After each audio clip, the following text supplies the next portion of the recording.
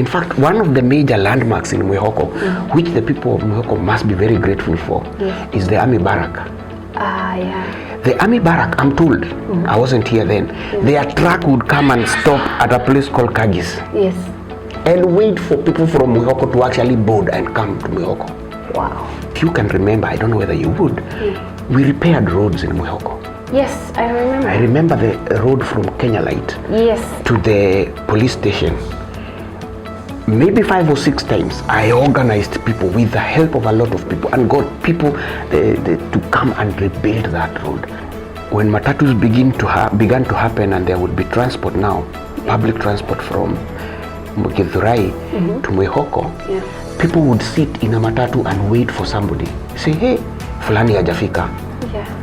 If you get to Githurai, everybody would know you're from Mwihoko. If it has rained, you carry half Mwihoko on your feet. True. So those guys would sit down there, line up, queue to wash our shoes, clean our shoes and go. Or you had a pair of gumboots, so unakuja unamwachia, you pay a little thing, he keeps for you the gumboots, unavaa ukirudi. Yes.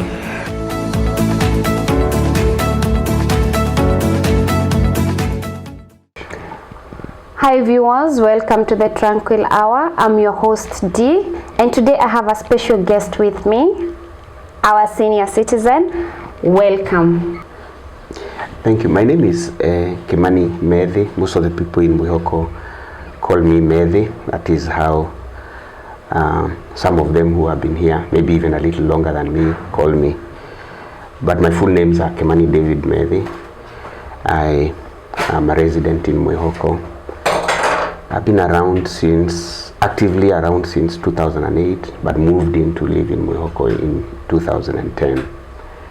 Yes. All right, that's interesting. So you've been here long enough. You could say so. So, and why Mwihoko? Mwihoko is also another interesting story because the people who first came to Mwihoko, unlike the ones who are coming now with pomp and money and stature and class, most of the people who came to Mwihoko were actually fleeing from a situation or another, especially people who are beginning to make money or beginning to experience a situation where you're not properly fitting in a leased house, in a rental house. For me especially, I was raising 2 boys and a girl in a 2-bedroom house. So they are all in 1 bedroom. You can imagine the situation that now begins to attain when my daughter begins to have an identity as a girl child and a boy. So it was chaotic.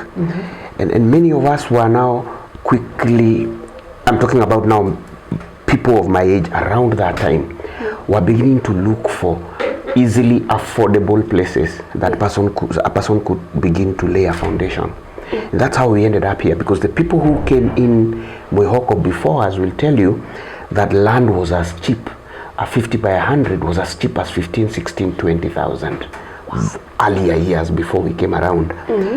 Then these land buying companies now started providing an opportunity where you could put in a deposit, identify a plot, and pay slowly. There wasn't much money circulating around us, especially me that time. I was actually so fully in the Juakali industry. So you earn your money by the day. So you have to develop that culture of putting aside some money. And the easiest was where you are required to put in some 20,000, then pay the difference over a time. I think for me, I think I spent 120 for my piece of land, and I think I paid it for almost 2 years. So you even sometimes forget because there isn't, then you hit a jackpot, you have some 5,000-10,000, you run and deposit some 3 or 4, and over time that's how it ended here. So for me, Mwihoko was just that you're fleeing, you're fleeing from a situation that you see is there is a need, there is an opportunity for you to own slowly without pressure, and I think whoever named Mwihoko that just knew that it's a place that gives you hope with your little earnings. That's how we ended up here. Interesting. I think I want to go back to where you said you realized that your kids were getting their own identity, and you had 2 boys and you had a daughter. I think that is very important for young parents. I'm one of them. Okay, for me, I have 2 boys, but we have parents who have maybe a boy and a girl, and maybe same like you, 2 boys, 2 girls, you know, and that understanding, you know, at that time you were also a young parent. Yes. So that understanding that you couldn't raise your kids in a 2-bedroom house. They couldn't share a room. You needed to expand. I think I would like you to expound on that so that parents out there, they can learn something. Kids begin to identify with what they are, and I mean by their sexual orientation, boy or girl, when they are that young. And when children begin to get to the ages of 9, 10, they begin to have things that they feel are private and should not be seen by other children, especially when they are from the opposite sex. So if it's a girl, she begins now to form a few feminine features, and she begins to feel that those are very private, even from their own brothers.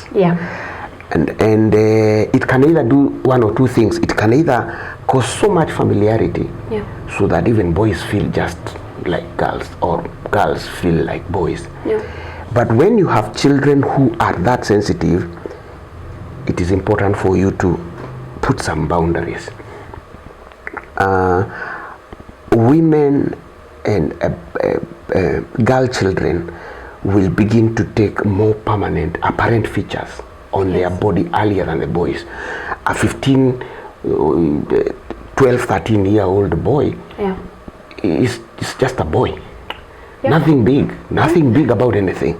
Not many parts to cover or hide. Now, a 13-year-old girl, depending, will begin to have features, will begin to grow a bosom, will begin to, you know, and those now begin to become things that are not supposed to be open to everybody. It's up to the parents to identify that time, and as much as you can. And I know it is difficult, especially for people who are in situations where they are raising children in the informal sector, or in places where they are renting houses and rent is very expensive. It's difficult.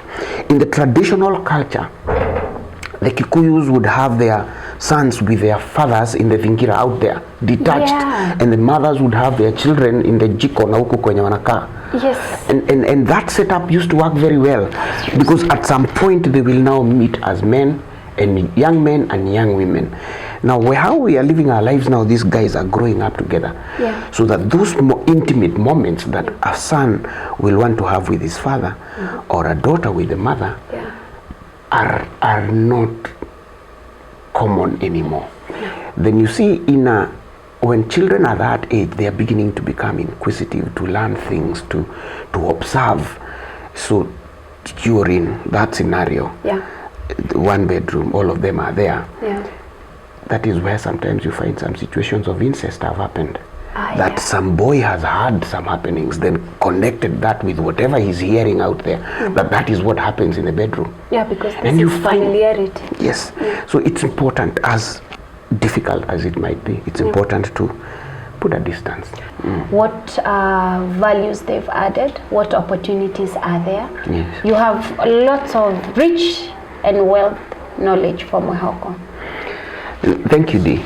You're welcome. It's nice to be called senior. We are senior. But I can tell you that in Mwihoko, I am not the senior most. In fact, maybe amongst those who you would call senior citizens, I might be the younger one of them, because I know people who are in Mwihoko here who are going towards their 90s, 80 things, and they've been here much longer than me. I got an interest in Mwihoko around about 2006, 2005, but paid a deposit and started paying for my portion of land in 2008, and built my place up to 2010 and moved in December 2010. December 2010, because at that time my last born son had done his exam, class 8 exam. And I was raising my children in Kawangware, in a place called Kenyanjui Road. Kenyanjui Road today is a haven, a drug haven. It was just beginning to happen then. So we would, or where we were going into our compound, would go through kiosks that were selling either miraa or bang or siku hiyo ndio kulikuwa na ile pombe yenye ilikuwa inauzwa na small polythene bags. So it was, yes, and video shops and DVD. Those times used to be the DVDs. And one of my cries every day would be, I don't want my son to begin to experience adolescence around here. So immediately after class 8, we moved on to Mwihoko. But I can tell you about the senior citizens in Mwihoko, and especially those that we found here. They have played a big role to get Mwihoko to where it is. There were some notable mzes like Baba Roda, God rest his soul in eternal peace. Him and Baba Nganga, we call him Wanganga. Those mzes who are here, there was a Kisii, mzee Mkisii pale chini karibu kwa OCS, Mogire. Those people were here and we found them doing wonderful things. These are the people who started off our schools. Mwihoko Primary School, the first classes done out of mud. Oh, it never existed? No. These are the people who founded those places. These are the people who established police stations. These are the people who established watering system. Do you know before the current fresh water system that is coming in now, we had fresh water in Mwihoko?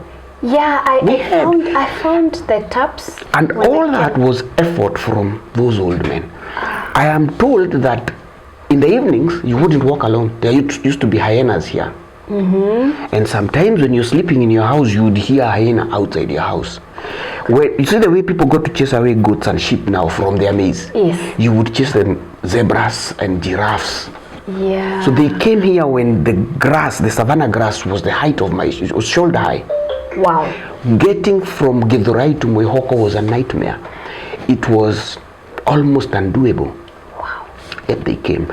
I would call those ones the pathfinders, the one who set the path to show people where Mwihoko is. And that is how we ended up following. The rest of us who came in when things had already set in. These are the people who found Mwihoko when it was 15,000-20,000 a plot of land. These are people who are either from Marigiti. There used to be another village near the Machakos bus stop there that was burnt down by Kanju. Those people escaped, came out this way. People with very little earnings, but people who are bold and brave enough to actually dare stay in these places. I would call them that the first group of people who dared the wilderness, because this was a wilderness. Then there is another group that came in a little later. Some of them who are maybe my age mates or maybe a bit younger, 50s thereabout, who inherited property from their fathers. Their fathers were part of the people who came in the first group. So either those ones invested, benefited from inheriting from their parents, or were now getting to situations like mine and you now need to escape someplace else and had some little earnings. Because most of the people that came in here around that time are not people who took loans to buy property. No. Most of the people who came here that time are very informal people. They are not people of serious education, no. They are not people of a lot of money, no. These are people who had meager earnings and who had a character built in them to save and accrue to something. And I wish that is something that would come back one way or another. Because now we spend, we earn and spend everything we earn before the end month. Yes, true. Now that is the second group who came in and bought land when it was about 60,000-70,000. Those are the people who were now working either in town or in the other areas around, and who needed to be moved at an odd hour from around 6 o'clock from Githurai to Mwihoko. In fact, one of the major landmarks in Mwihoko, which the people of Mwihoko must be very grateful for, is the army barrack. The army barrack, I'm told, I wasn't here then, their truck would come and stop at a place called Kagis. And wait for people from Mwihoko to actually board and come to Mwihoko. Wow. When they would be on their way out, they would never pass you on the way. So, because there was no alternative transport. Now when these other people begin to come in, there was need now for other things like amenities, shops, transport facilities, butcheries and places, churches. Now this second group is the one that now came with all these other things, because making life easier as they begin to settle here. And that is a big bunch of that group. And these are the people who now began to almost defend Mwihoko with their lives. Because these are the people, if you can remember, I don't know whether you would, we repaired roads in Mwihoko. Yes, I remember. I remember the road from Kenya Light to the police station. Maybe 5 or 6 times I organized people with the help of a lot of people and got people to come and rebuild that road. And people gave us material and things. Those were people who knew there is no alternative. This has to work. It is here or not.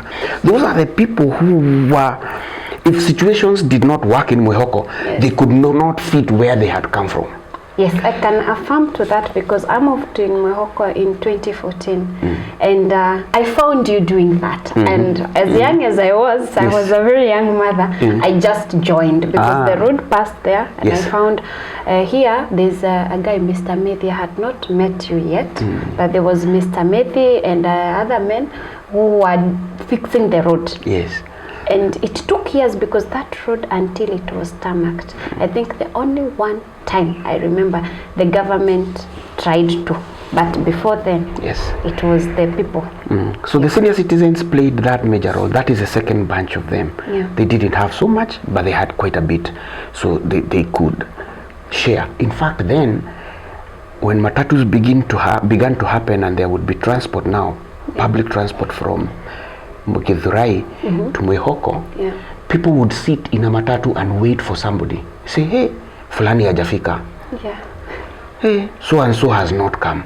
And I remember that time there is a Mr. Githenji, the one who has been, you know Mr. Githenji? A very prominent member of this community.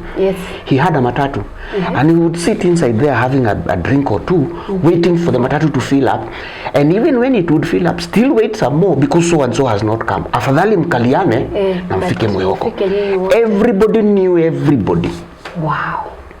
When there was a scream or a shout at night in a specific direction, somebody could clearly say, uko ni kwa fulani. People were that compact, that intact. That is a Mwihoko I would like to see come back. Unfortunately now with the demographics and things, it's a bit difficult to, but not impossible. So this is the second batch that came in with a little money. These are the people who built stone houses.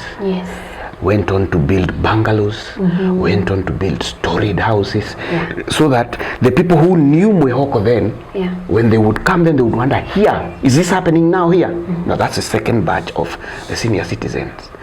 Then now came the third bunch of senior citizens who either bought land and it was just forgotten out there waiting for things to happen. Then finally it happened, and those are the ones that we are now seeing doing serious things, very serious things going. But my neighbor is a 10-floor storied house. Wow. Yes, and that is where we are going. These are the ones who have now come with super money. People who are able to spend 5 million on the same plot that cost 15,000. These are people who are able now to spend 15-20 million on a block of a house. And that is another bunch of senior citizens. We also have citizens who might not be very senior, but are put into status because of what they have. We have young people with good money, thank God for them. Hope it's all clean money. But they are also part of what is happening. But when you look at that, the first and second group of senior citizens, and some of them have moved away from Mwihoko, some of them are still here. A few of us are beginning to feel a bit uncomfortable. When you started building, you didn't think you would stay here in that scenario. Yes. I never imagined that I would have a neighbor 10 floor up. That means 500-600 people in that one plot.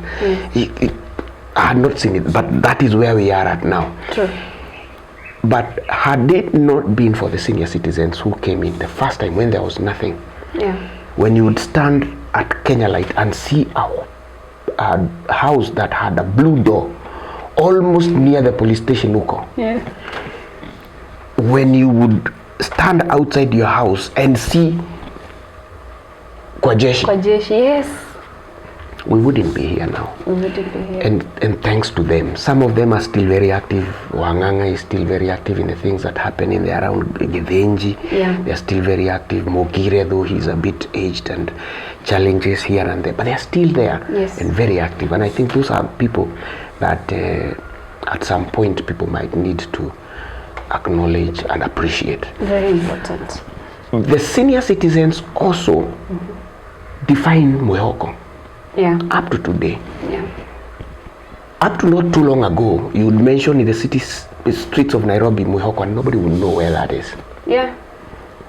But when you move into Mwihoko, come with your family, come with young people who now leave Mwihoko to go work in town or places like that. Now Mwihoko is in almost every other establishment. You go to KCC, there is somebody, KCB, you go to the Matatu sector, there is somebody. So Mwihoko is now getting a specific definition because our parents, those parents were here raising children who are now going out to do things. Of course. In fact, I've noticed now that we have even matatus coming all the way from like Ngara to Mwihoko. Yes. I was surprised. Yes. Because at least we're getting known out there. I also hear there's one in town but has not gotten that serious, near Nico. I'll tell you, people who were here around that time, and me, I'm talking about 2010. If you get to Githurai, everybody would know you're from Mwihoko. If it has rained, you carry half Mwihoko on your feet.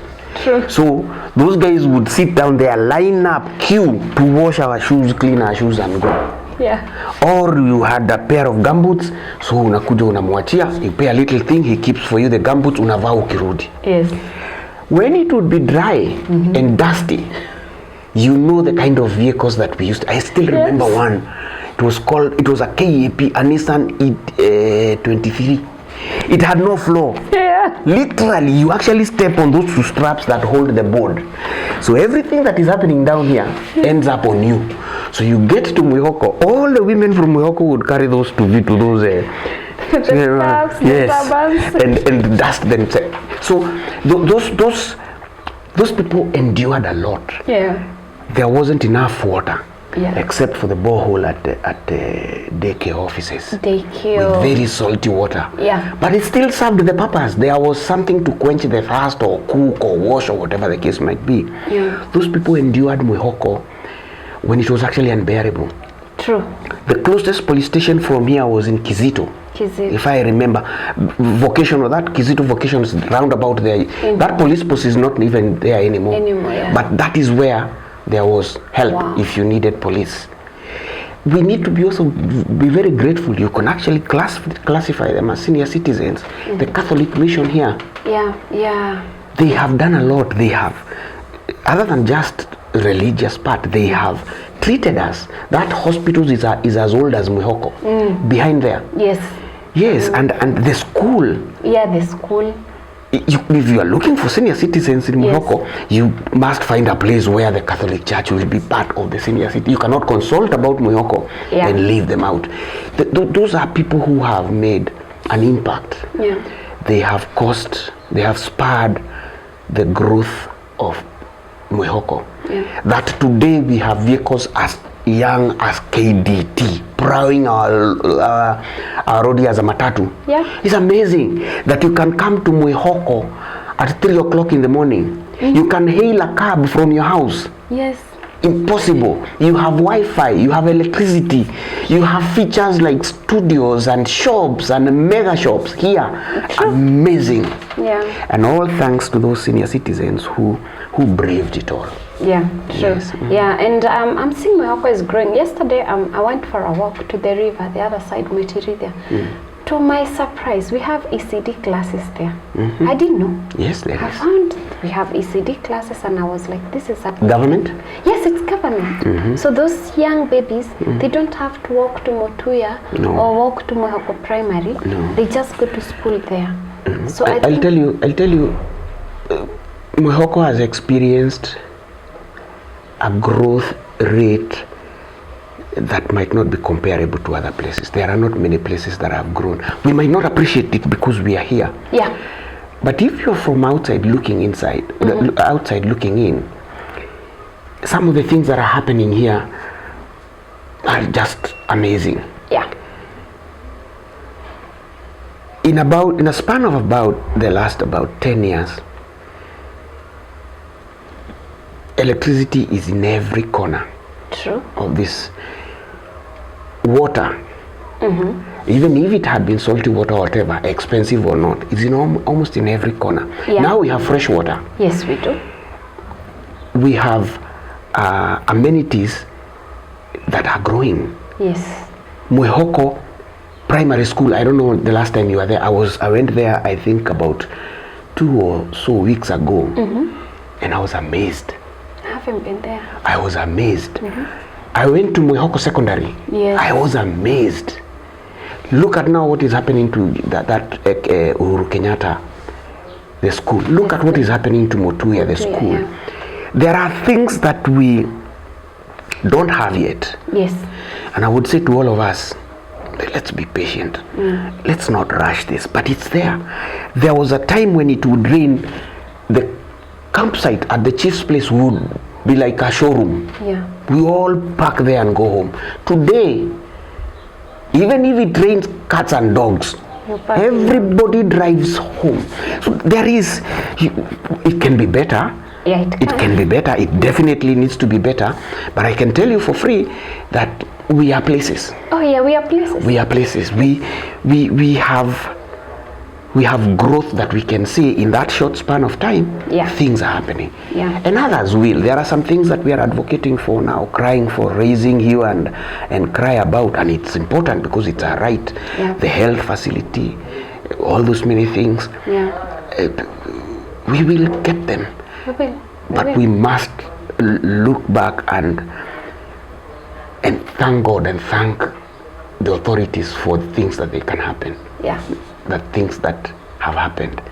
And from where we have come, we can actually be able to see where we can go. True. This brings us to the end of our show. Really appreciate your wisdom, your knowledge. I think I've learned a lot, things that I didn't know even after living in Mwihoko that long. Thank you so much, Mr. Methi. You're welcome. Thank you for your time.